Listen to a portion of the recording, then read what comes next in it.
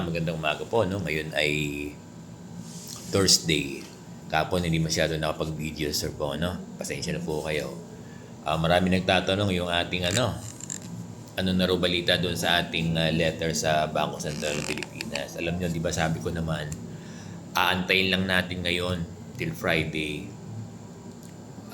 Kung tatawagan ba ako, di ba?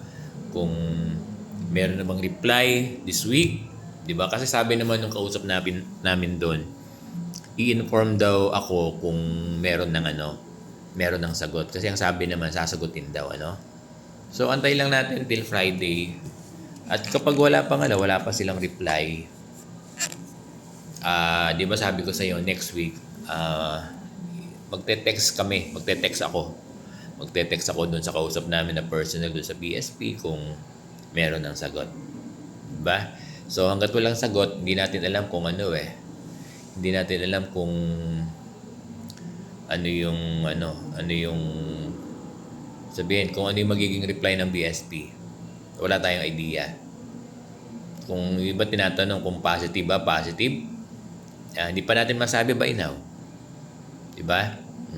Hindi natin masabi by now. Hindi natin ma-predict kung ano yung magiging response ng Bangko Sentral. Sana positive.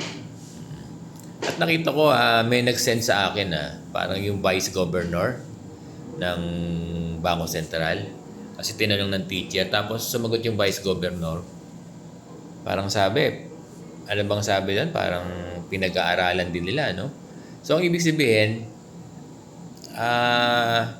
aware sila.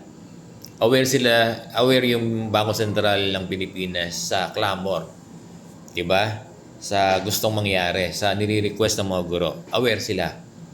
Kasi nabasa ko yung comment nung Vice Governor ng Bangko Sentral of the Philippines. Bangko Sentral of the Philippines. Sinagot niya yung teacher Nag-reply siya doon sa teacher, doon sa tanong ng teacher na 7 years to 10 years. Parang nabasa ko doon ay pinag-aaralan. So, ibig sabihin, magandang development na alam na ng BSP, aware sila, well-informed sila dito sa nire-request sa clamor ng ating mga guro ng 7 years to 10 years. And even ang DepEd, di ba? To my understanding, sila yung una na nagpadala ba ng sulat sa Bangko Sentral para dito sa concern ng mga guro. So tapos si Sir Bong tayo ay in-support, O yung ating effort, kasama yung mga followers si Sir Bong. Nag-e-effort tayo para baka bigyan ng sabihin ng positive na sagot. Yun ang gusto natin sabihin. Bigyan ng magandang reply. Tama ba yung mga term ko? Yung ating letter na sabihin nila na pumapayag sila or magkakaroon sila ng pwedeng ganyan di ba? Pwede ang maging reply nila, lang to ni Sir Bong assumption lang ni Sir Bong to na nagiging positive lang tayo. Pero don't take it na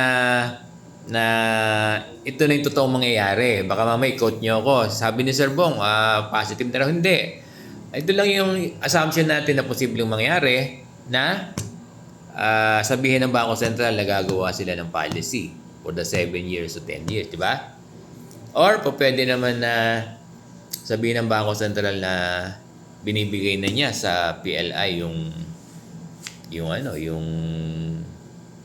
discretion, Kasi sila naman nagpapautang. Pwedeng ganoon O kaya, sabihin ng Bangko Sentral nasa DepEd na at sa PLI, pwedeng ganyan. Diba? Huwag lang yung pang-apat na sagot na dinideny nila, Huwag sana ron. Sana kahit alin doon sa tatlo. Diba? Pwede. Huwag lang yung panghuli na hindi po pwede. So, let's hope, So, ulitin ko.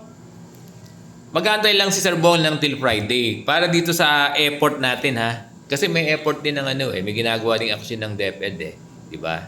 Si Secretary Sani Angara para dito sa clamor natin, di ba?